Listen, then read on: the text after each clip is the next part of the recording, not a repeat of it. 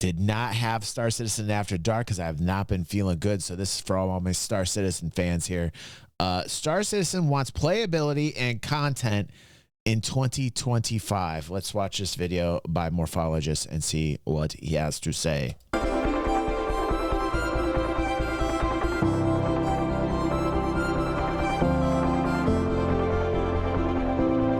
With the arrival of Alpha 4.0 and server meshing, one of the most significant milestones in Star Citizen development history has finally gone to live. Well, sort of, though it may have taken a bit longer than many of us, including Chris Roberts, probably anticipated. So then, what's next in 2025? Well, goddamn, right? Look at that. Just wait. Just wait till we get our own player-owned structures and an economy happens. Just wait. It's going to be a brand new experience, man. The second you can have your own habitation, your own player-owned structure, player-owned bases, an economy, it's... Well, the letter from the chairman alongside the latest patch for the game 4.0.1 gives us a little bit of a glimpse where Chris outlined plans to decouple features from content, allowing for more frequent content updates alongside a renewed focus on playability. While he didn't go into any specifics, I saw this as an opportunity to gather some feedback from the community, that's you guys, to see what playability means to you. And I also got a good idea of what you want to see for new content and features along the way. So let's jump into this interactive style content, and if you along the way like this kind of video, please let me know by hitting that like and subscribe button to show your support. Just as I hope you'll stick around to hear about the sponsor of today's video, NordVPN. No. Has a very specific meaning here with the T. To better understand Chris Roberts' discussion on separating content and features and focusing on playability, let's break it down. There's a lot of nuance in these terms, and interpretations are going to vary depending on your background, but Chris has a very specific meaning here with the way he said it. He's emphasizing the delivery of more activities with the existing game framework. In more technical terms, tech features or technology developed for Star Citizen has the potential to create additional content by leveraging the existing structures. Also in Pyro, being that it's a lawless-based system and mostly PvP-oriented and chaos is everywhere, that in itself is content. The players in Pyro are going to be the content. There will many dynamic things happen between the player base when players are actually the content. Yeah, I've seen it already. The gameplay that I've seen from Pyro is fascinating. People feel more connected than ever because they're actually fighting other people. And some people get butt hurt. They get their asses chapped by it. They don't like it. Stan Stanton. I mean, that's the whole point of this, is like to figure out what the play is in lawless space versus lawful space is going to be. I don't understand why people don't get that. But just the amount of confrontations and things that have happened in Pyro and all the gameplay that we've seen here on the channel from Pyro is in itself like, wow, it's pretty cool content. For example, server meshing is a tech feature that enables CIG to continually expand the gameplay space, provided that they have enough server capacity. This could mean even adding a new star system like Pyro or Stanton using the existing 4.0 framework, so think Nyx. Regarding features, these refer to new activities that require additional technology, introducing new code into Star Citizen. This can lead to things like bugs that disrupt gameplay. So by isolating these new features in a separate build, CIG aims to address these issues before introducing them into the persistent universe where players progress and earn ships. This approach means patches may introduce new content while leaving features in a separate build until they're ready to go. Playability, on the other hand, is subjective and challenging to define. Well, we can be pretty certain it includes things like bug fixing and performance optimization, especially based on their intentions to isolate new features into separate builds from the live environment.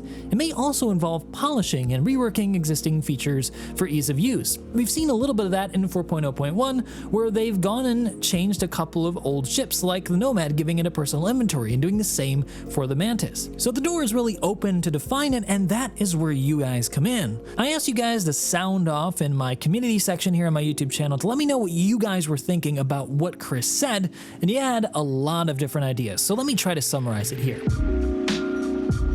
To absolutely nobody's surprise, the most consistent request from the community is to fix the game. The difficult part of giving feedback on this, though, is that Star Citizen's issues aren't just limited to simple issues with code. The Limitless is right. New play space without gameplay, i.e. missions, reasons to go there, will not help keep butts in seats. Normally, an economy is the backbone behind why people will come there or not. Risk versus reward, having some reason or incentive, usually like monetary reasons, is a very good incentive to get people into Pyro. Higher rewards for missions in Pyro would be good. An actual economy that means something, where crafting comes in and people are manufacturing things and trading becomes more frequent, and the rewards are really nice when going to and from Pyro, are going to be great. These are all things that you're going to see land in 2025 because they want to keep asses in seats. And, you know, like my example of just the fact that people are in there and able to kind of act more freely, doing whatever it is that they want to do in Pyro. Some people don't like that. I love it. I love when chaos is everywhere. That is content, but that's going to be for a smaller percentage of the player base, unfortunately, but that's just the way that it is. A lot of people are more into like, give me a mission, give me this to do, or maybe they're just into like industrial kind of gaming, you know, as well. And I do love that. And I do want to see more of an economy, a robust economy. I do want to see more means in which people who are industrial gamers have that gameplay there for them.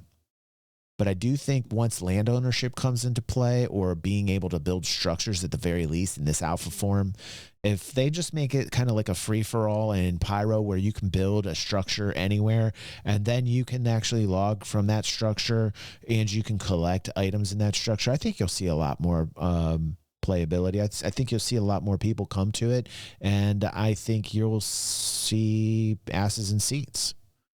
You know, I really think that in itself is going to be huge. Or poor performance. There are broken missions and mission sharing, outposts with holes in them that let you fall through the ground, desyncing, dysfunctional elevators and transit systems, numerous AI behavior issues, issues with ships like missing geometry or broken functionality. The list could fill a video by itself. There is also just an enormous backlog of problems that have built up over the years and have become so normalized by players that they're just part of the scenery, and you don't notice them until a new player comes along and says, hey, why is this weird thing this way? So then, at an absolute minimum, reducing issues with features and content that are frequently touched by players would go a long way to improving playability. A good start would be to look at fixing what players typically interact with each session, like issues with elevators, shop kiosks, ATC terminals. I knew that was going to be an issue. This is such a cool idea, but yeah, this is an issue. This is a constant issue. Requesting takeoff, ship flight issues, followed by various popular missions and loops like mining, salvage, bounty hunting, mercenary missions, and so forth.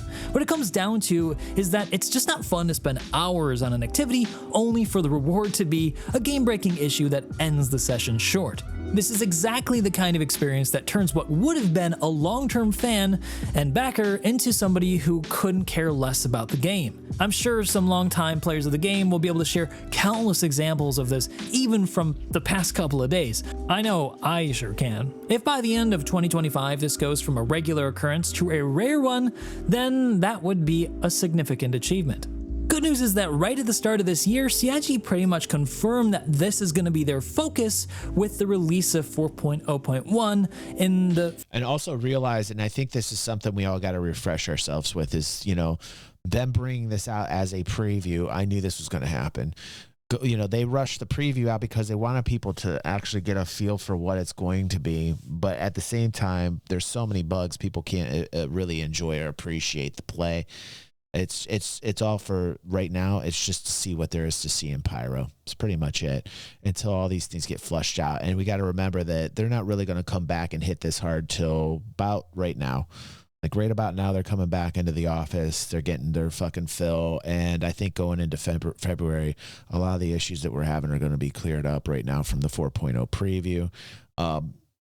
but just because of the holidays and everything that hit, I think they'll come back in and they'll start streamlining this out, and then towards February we'll get a better gameplay out of it. First PTU of the year that has over 100 bug fixes in it, not to mention a slew of quality of life improvements. That's only the first week since they've been back. A couple more weeks of stuff like this and they'll be well on their way to making 4.0 a far more reliably playable experience. However, as many have pointed out in the community, like Veptis, Stumafu, and Refi, there's a lot of improvements to make outside of just bug fixing. Simple functionality and UI surrounding inventories and looting, for example, is an easy point for CIG to improve. As many have requested before, inventories need search functionality and better, more responsive sorting functions. Further, looting and equip logic needs streamlining. For example, it's not clearly communicated that a backpack cannot be equipped without a chest piece, and it can feel frustrating when an item can't be looted due to having an attachment to another item. This is something that a lot of new players have reportedly struggled with when looking at my new player guide comments in my recently released guide for 4.0. And if one new feature has shown how weak the inventory system actually is in the game, it's got to be the contested zones. It's been a constant struggle to try to use fuses to put them in doors and to retrieve them from walls, to take out key cards and place them in the door easily without having to fumble through your inventory, in the meanwhile getting shot at by players and NPCs. It just creates so much friction in an otherwise enjoyable loop that it detrimentally affects the experience. Traveling, too, could be made easier with clearer UI markers and better descriptions for locations with their respective resources and amenities. This also means completing work on the mapping system and enabling functionality of waypoints in all locations for better overall navigation. Quantum jumping, too, could be improved and streamlined. Think more intuitive jump splines that don't require multiple short jumps to get from A to B. But maybe one of the more obvious touch points to address is one pointed out by Conrad Larson and many others, and that's to improve Star Citizen's spaceships. Many of them have fallen further and further behind in functionality, with designs that no longer work well with gameplay systems. It's a classic issue with Star Citizen that ships are often introduced and then sold before the features that they advertise to enable are actually in the game, which predictably always creates problems later on. CIG could make huge strides in playability by bringing the worst offending ones up to speed, by bringing them up to gold standard and making design adjustments to better suit the new systems that they've developed. A small example would be the Freelancer's midsection cargo bay, which can't be accessed due to the doors being too small to fit even a 1 SU box through. However, it still has an SU grid in there, and that's far from the worst offender. Ships like the Aurora and Mustang, which are starter ships for 2 players, lack accessible inventories, weapon racks, usable cargo grids, and accessible components. The result is a frustrating experience, especially for new players when well, they got to make the new ship to get more money so they can keep that meat grinder going, man. trying to engage with entry-level gameplay loops. They're too busy designing the new ship that's going to be outdated in the next year or two, man. that these ships are currently just ill-suited to enable. Luckily, it looks like CIG... Again, another reason why they need to actually bring more people into the ship development crew. Like John Crew needs more people. The ship development team needs more people. They need people that can constantly work on everything in white box. They need people that can constantly work on fixes on ships that are already out and flyable. They need more people, period, especially because this is the most important part of their money-making plan, which are ships. You think it'd be a no-brainer that they actually bring more people in the ship department, and that they're all on the same page, and they get this fucking portion of the game design streamlined. Why has this not been streamlined yet? My question is, why has this not been streamlined yet? Why are we spending so much time on older ships that need updated when they should be updated already? Why are we spending so much time on ships that haven't been released, that we bought 4 or 5 years ago, and they're not even close to being done? Why? This should be the most important part of the fucking development. It's what brings them money. Why don't they have the developers they need to streamline this experience? Does anybody have an answer for that? It seems really fucking basic that they bring in more people to get this done. just doesn't make any sense. It never has. It never has. You're already on this one with the latest patch in the PTU. They adjusted the Aurora's cargo rack to make cargo just a bit more accessible beneath, but there's still a lot of room for improvement. And since we're on the subject of starters, injecting my own opinion here, I feel like the design philosophy behind starter ships needs to be reconsidered just a little bit. Yep. Shifting to better all-arounders as opposed to going the specialized route as CIG seems to have been doing recently. New players can't be expected to know which loop they're going to find more interesting when they're first starting, so it makes more sense to give them a fair chance at participating at as much as possible before deciding on what to buy in-game or on the website next. So this would mean I honestly think a better approach would be modularity, to make more ships modular and to have them be able to do things that you would want it to do. But I still think there needs to be ship specializations. I still think there need to be ships that are absolutely focused on one thing, maybe two things tops, because then it ruins the whole flavor of the game. If every ship out there is you can custom fit to do everything, it's kind of like, well, what the fuck's the purpose of this ship from that ship? You know, but there should be more modularity introduced into it. It would also increase revenue. Again, it would involve bringing in more people into the ship development teams. Identifying current starter ship weaknesses and addressing them to make their abilities a bit more balanced with each other, with only slight differences in favor of identity and flavor. And since we're talking about buying internet spaceships, some players like Advo Archist want to see the game look more obtainable and less intimidating to new players, referencing the FOMO tactics that are often used by the marketing team and the high ship prices being something that can turn some players away. This one's a bit more difficult to address though, as Star Citizen depends on the success of ship sales in order to continue development. One way to address it then would be to ensure ship balance offers a choice as opposed to outright advantages for newer, more expensive ships, which they already do to some extent, but it's sadly offset by the fact that a lot of older ships are just really outdated, making them less better suited to playing the game that we have today. So fixing this would make the game feel a bit more balanced and make some of the older ships not feel so inferior to new ships.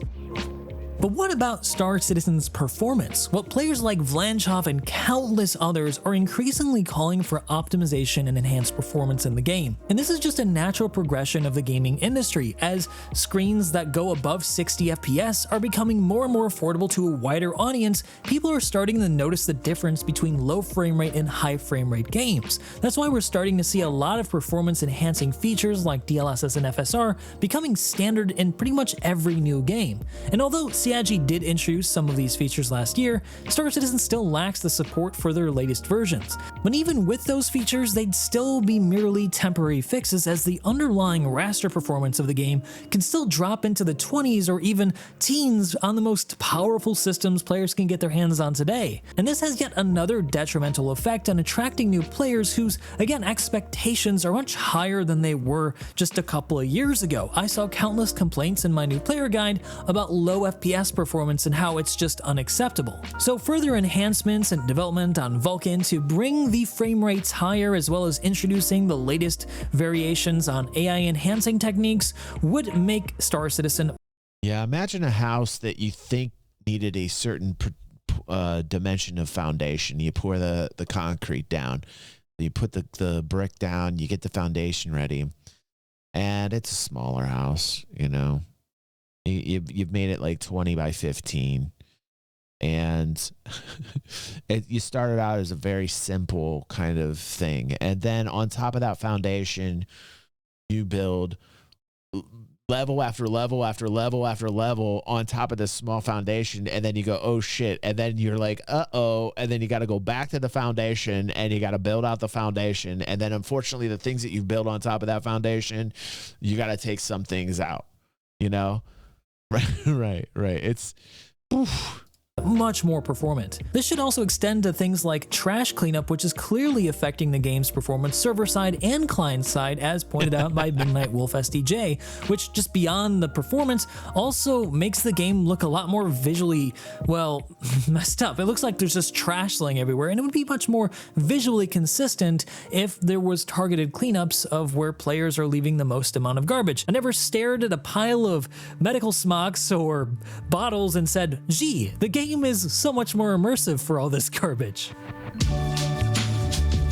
Beyond that, there's also room for iteration on existing systems. One of the big ones cited by players like Raven9 Line is the current flight model. While opinions diverge on how to solve it, the consensus amongst a lot of players is that it's falling short in delivering a consistently fun experience. My take on it is that the current balance creates unexpected and sometimes frustrating outcomes, such as a racing ship like the M50 handily taking down a military spec F-7A Mark II regularly in larger fleet engagements. Single fighters solo killing a manned gunship like the Hammerhead can also sometimes happen. This issue is maybe one of the most complex ones to solve though, as there are many contributing factors to balance like weapon damage, ship health, component attributes, space versus atmospheric performance, and yet to be introduced systems like ship armor, weapon damages, and engineering gameplay. The list honestly just goes on, and these issues can't and won't be solved overnight, but it still requires continuous iteration to get there so that we can test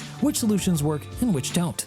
The same could be said for ground combat gameplay. There's little differentiation right now between different armor types and weapons, leading to most to just go for heavy armor and an FS9 LMG as the best options for pretty much every situation. Some of this could come down though to having more tech features introduced, like FPS scanning, which could, for example, create scenarios where heavy armor generates a bigger signature than light armor, allowing you to be more stealthy by playing with light armor. But it's just one possibility, and there seems to be a lot to explore here. Moving beyond fixing and polishing though, there's still a lot of possibility for how the game could be improved by adding more content on the back of the existing framework of the game. The most commonly suggested new content from players like A Child of Bodom and Minmul is to add new missions alongside narratively driven quest lines. It seems pretty obvious when you think about it. While the library of missions has definitely grown over the years, they remain sparse in diversity and quantity. The rewards also need to be examined and should extend beyond just a cash incentive, with interesting, rare, and perhaps even unique loot being possible to obtain by doing them. With Pyro more than doubling the play space and server meshing more than quadrupling the server's player count, there also needs to be a greater increase in mission location variety. Okay, listening to all this is depressing the hell out of me. Listen to Morph talk over this, realizing how much more work needs to be done in Star Citizen is actually depressing the living shit out of me. All the things that have happened within the year and the introduction of Pyro and the new places to go to is awesome. A lot of the things that have happened with this game have been great. But then playing the preview, having buggy experiences, not the best experiences with the preview, doesn't make me feel any better while watching this, because now I'm thinking about all the work that needs to be done. The AI literally like just standing there getting hit. They might as well be bottles on top of a fence, man. You know, there's so many things that needs to happen that it does. It weighs really heavy. I still think the overall arching end goal here is Squadron 42 by 2026. I think the reason why we're seeing master modes in the flight experience that we currently have is because of Squadron 42. I think Squadron 42 will come out 2026. I think it will bring in a lot of money. I think that money will be then pumped into the next chapter. I also think they'll take their nice pay cut, or their bonuses. They'll take their pay bumps. And then after that, they'll pour the rest of the amount into the business and into the persistent universe. And I think by the time Squadron 42 comes out, if I'm still seeing like these lag latency issues, that's the big thing for me. The dynamic server meshing right now is most important to me. To have an experience that's smooth and fluid, and to have flight be exactly the way I want it. Those are the two things that by 2026, if those things aren't happening, or I don't start to feel that's when I really start to get upset, and you'll start seeing me change my tune. You know, I'm very happy the business is profitable. I've been in that mode for 4 or 5 years. I've been in this mode where like I'm very happy that they have a healthy business, and that even these revenues that just came in, they were a lot higher than I thought they'd end up being. They were along the lines of 2022 revenues. you know, and I have gone off of this kind of for the past 4 years or so, even longer, maybe 5 years, of like, I'm okay with the project because I'm happy that the business is healthy and positive. Let's get into the game. If I don't start seeing a more smooth, playable, fluid experience, I'm going to get upset going into 2026. I might even veer more negative as I get into 2026 if I don't start to see some type of more smooth, fluid, where the dynamic, where the mesh is actually functioning the way that it should, where there's not as much latency or lag. The player caps increased is nice. Being around an area that's heavily populated is still not the best. It needs to be as smooth as my head. Yeah, it's got to get close to it in 2026. It's got to get close to that. And I really want to see more people being brought into the ship development team. I really do. I think they need to, they absolutely have to make that whole process where the ship's inception and the design of the ship to get it into white to gray box and then push it out and flyable has to speed up. They have to speed that up. They got to make more modularity in certain ships, larger ships, like I would say large, mid-size, and up. Whoa, what just happened here? Nikki? Oh my God, Nikki. Bless your heart. Bless your heart, Nikki. Next time, it's gonna be black. Woo! Coming in, gifting like a boss, because she is a boss. Yeah. Nikki, the manager, she's managing you. She's managing me, she's managing everyone. She's managing 3 streams at the same time. She's Nikki, the manager. Bless you for bringing that action into the stream. Our live audience just got wet, and most of them are erect, and the ones without penises completely soaked right now. The current limited number of locations means that oftentimes duplicate missions get piled up on top of each other, causing them to fail or complete unpredictably due to multiple players at the same location trying to complete similar objectives. The way these missions interact with the universe is also another interesting aspect to explore as content is expanded. Introducing hauling missions that take players between Stanton and Pyro, for example, could be a more lucrative contract that balances risk versus reward. Player-triggered missions like the simple Comare and Security Post Correa ones could be expanded and explored further as they relate to different factions. Attacking an outpost at the behest of one faction could, for example, trigger a defense mission for the defending faction.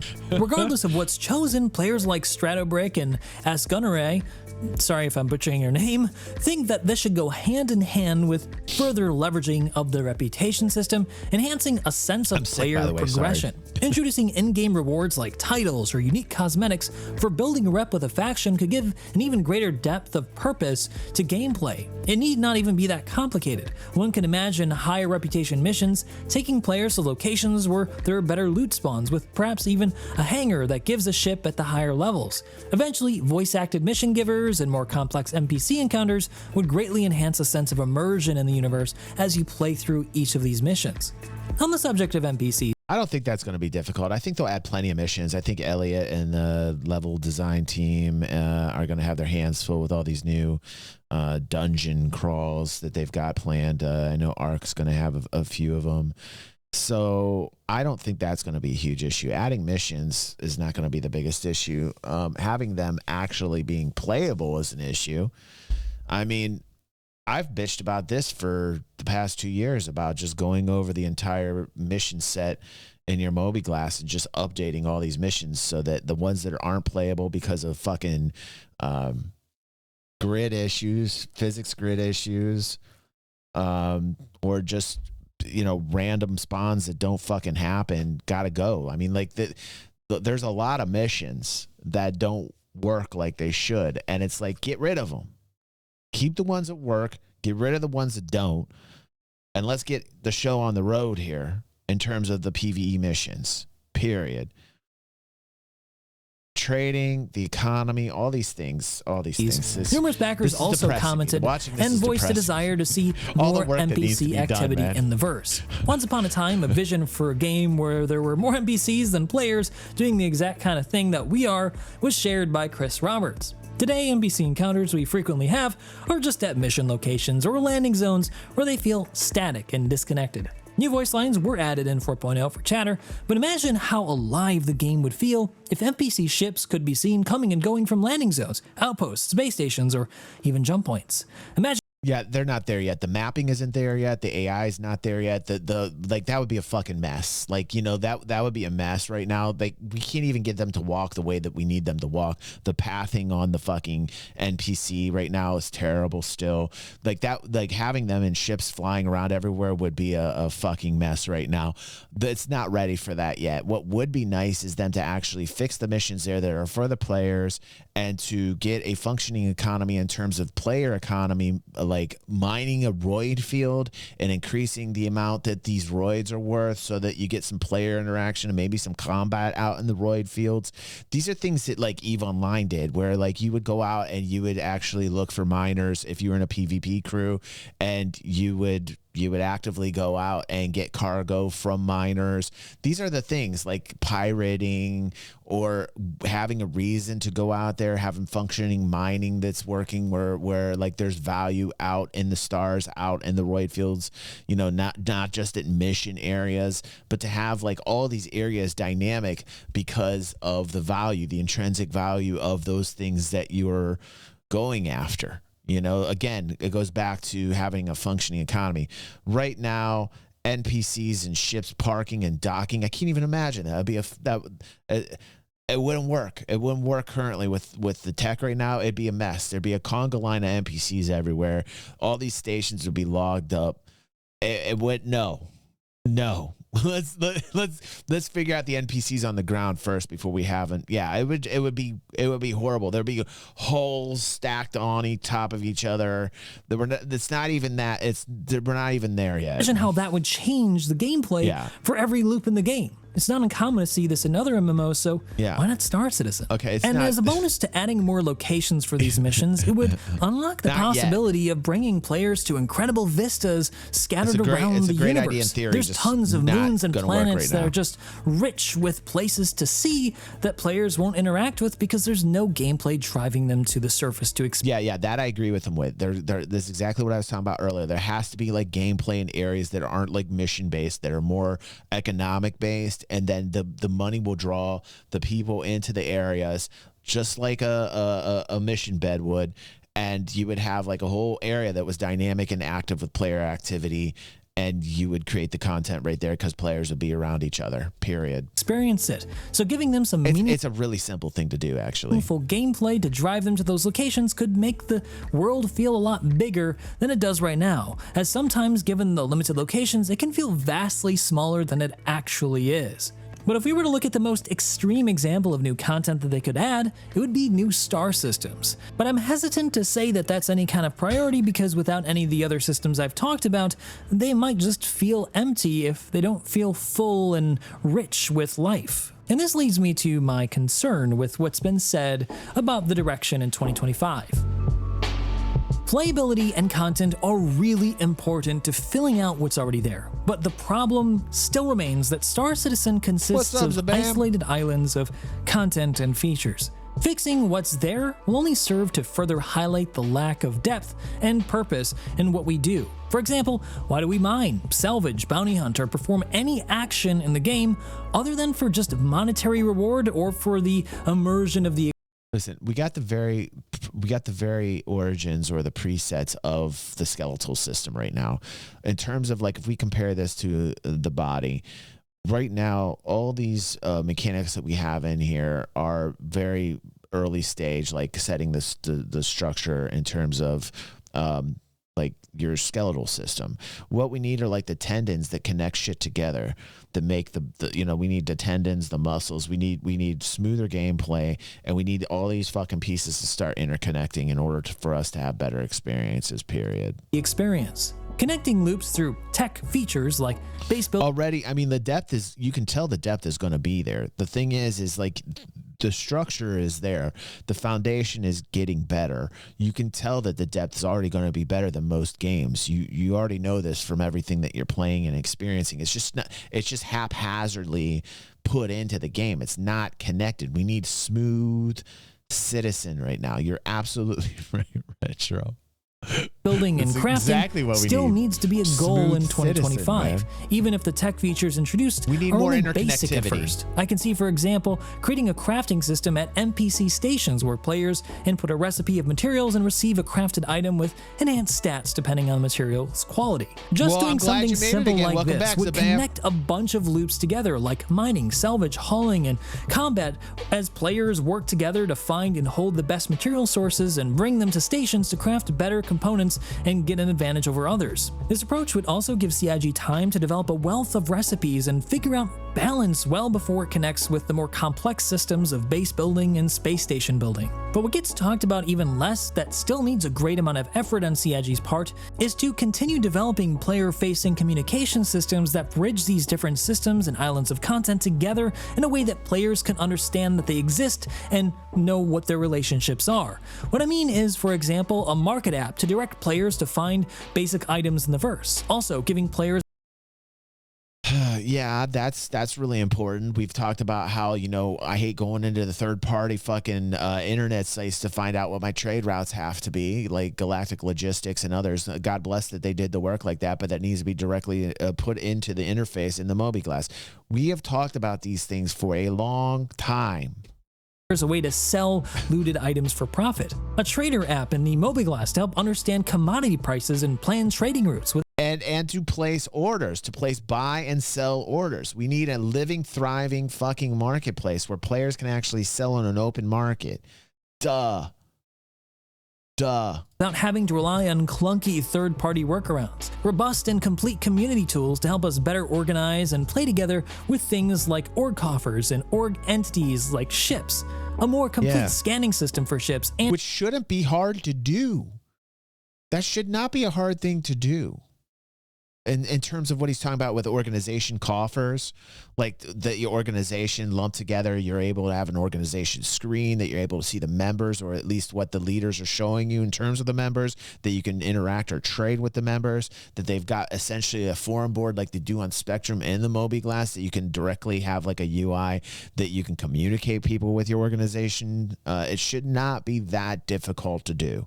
and players on the ground to help players identify points of interest, items of interest, trading on your lanes, Mobi would be hostile ships awesome. and locations, with interesting counter That gameplay should be connected easy to a to more add. complete map system that shows the surface topography of planets and moons. An overhauled ship loadout manager to help us better understand The ship loadout manager needs a whole new fucking just start over with the vehicle loadout manager. Holy shit, it needs so much work. This needs work. Like, if you want to start on something, like, I'm an economic dude, and I'm the dude that wants buy and sell orders. I want a free market. I want to see player-driven markets. I want to see a contract area. I want to see all that. But I'll tell you something. Some of you might be surprised. I'm telling you, this is what I want done first. Fix this shit now. I want to listen, when I go to the bathroom and I do a number 2, instead of toilet paper, I think about the vehicle loadout manager. I was like, I wonder how this would work as toilet paper. Like, this is how bad this is. Every time I see this, I have to go to the bathroom. In fact, I have to go to the bathroom right now. I might have to end the video, because the second I see this, every time I see this, I'm like, what the fuck is the purpose of this? Why is this even in the game like this? Aren't they embarrassed? Is SIG embarrassed by this? They should be embarrassed by this. This is an embarrassment. This makes me feel like the game's going to be a failure. Just this one screen literally is the doo-doo of Star Citizen. This is the butthole of Star Citizen that needs the toilet paper. Can I get an amen on that? Yes, sir. Can I get an amen? This is the butthole. This is the rectum area of Star Citizen, man. Why in a game that depends upon ship sales can they not figure this shit out? This whole game, the money that they have brought in, all ship sales, 80% of the money they're bringing in, 85% of the money they're bringing in are from ships. So what do? Well, when you go to the game and you're trying to figure out what ships you have or own, and you're trying to load up your fucking vehicle in the vehicle loadout manager, you soon realize they don't give a shit, because this is the worst part of the Mobiglass. The worst. What is this? Is this left over from like fucking 2018? Like 2017? Like, can we update the fucking shit on this, please? What the fuck are we doing with this on a game that depends upon ship sales? This is what you guys have done. It's a giant elephant turd. It is useless. You cannot do anything with this. It's its own thing. It's not, it's worse. If people want to, you know, I get to the point where like, I'm like, wow, you know, I can look at the macro, I can scale back and say, you know, okay, there's work being done here. And, you know, I'm trying to stay positive and stuff. And people can come in and go, oh, DG's a white knight. DG's a white knight. You know, and I'm like, guys, I'm just, you know, I'm looking back. I'm looking from afar. I'm looking at the whole project. You know, call me what you will. I've had my moments. I've had my times where I'm fucking a naysayer. I've had, you know, everybody. We're human. We go through our fucking phases, right? In this particular phase where people are calling me a white knight, all you guys have to do to fucking make me feel like this game's going to be a failure is to show me this goddamn screen. You want to put me in a funk? You want to tell me that Star Citizen's never going to happen? All you got to do is show me the vehicle loadout manager, and I will actually think for a moment. I will be like, well, vehicle loadout manager, yeah, probably not going to happen. This game's probably not going to happen. Just based upon this screen. Just show me a fucking screenshot of this anytime you want. And just this... just this will make me rethink the entirety of my journey here in Star Citizen. Why? Sig, do something with this.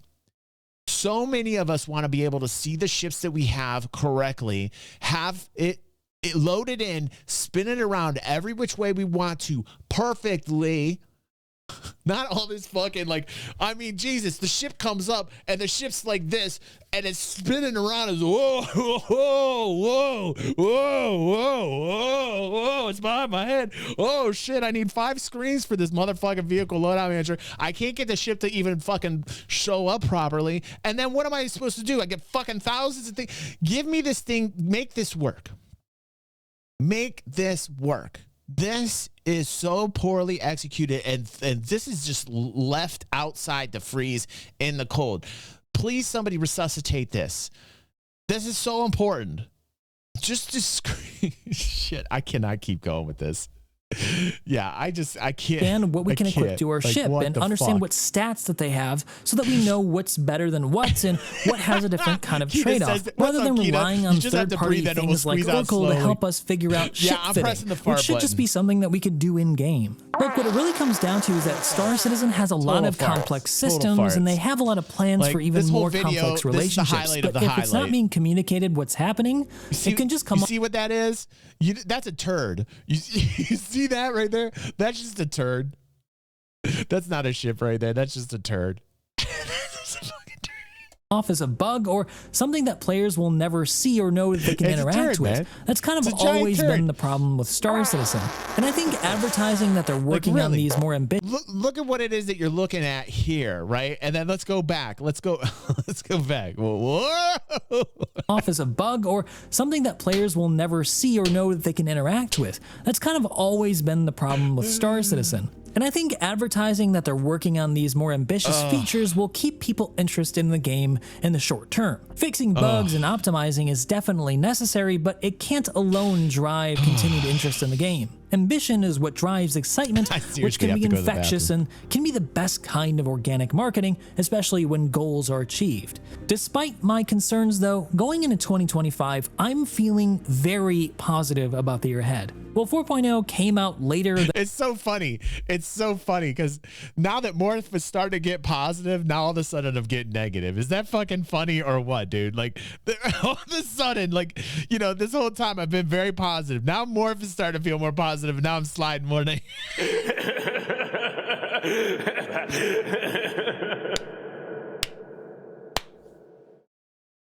Why are Morph and I are never on the fucking same page? It's so weird. Than hoped, CNG still put it out in what was essentially a live environment over the holidays. He just gave me the worst vibes. I just got 20 minutes of just like, oh shit, you know, all these things that need to be done. I felt like it felt like Morph was taking a giant doo-doo, like literally Morph was giving me a Cleveland steamer right there. Morph, how dare you? Morph, that's disgusting. That's a little too graphic, Pepe. Was that a little too graphic? Morph just Cleveland steamer all over the place, man. I live in Cleveland. Anyway, the 20 minutes of Cleveland steaming me, and then at the end, he's like, but there's some bright side. You know what I'm saying? Just fucking put me in a funk, man. 20 minutes of putting me in a fucking funk. But there's a bright side to this shit. There's a bright side to the poop. I'm feeling very positive about the shit I just laid on his chest. Yielding, I'm sure, a trove of data to leverage for rapid fixes, which is exactly what we're starting to see just right in the first week since they've been back. The year is starting then strong with a functioning form of server meshing, giving the devs a great foundation to build on leading up to the first major release in this year's quarter one release. It's a very X-rated I look forward then to stream. when they finally communicate what their vision is for the next series of patches in more concrete terms. Summarizing your posts has been a monumentally difficult task, as nearly everything you guys said was completely reasonable and valid. So if something you mentioned didn't get included here, I'm sorry, I just didn't have a time to include every single thing. I needed to get this video out at some point, and it definitely didn't help that one of my hard drives died this week, losing half of my footage. Still, I think that I felt like I died. Watching it. No offense, Morph. Good stuff, man. It's just, I understand why the hard drive died after like everything. I was just like, oh my god. Oh my god.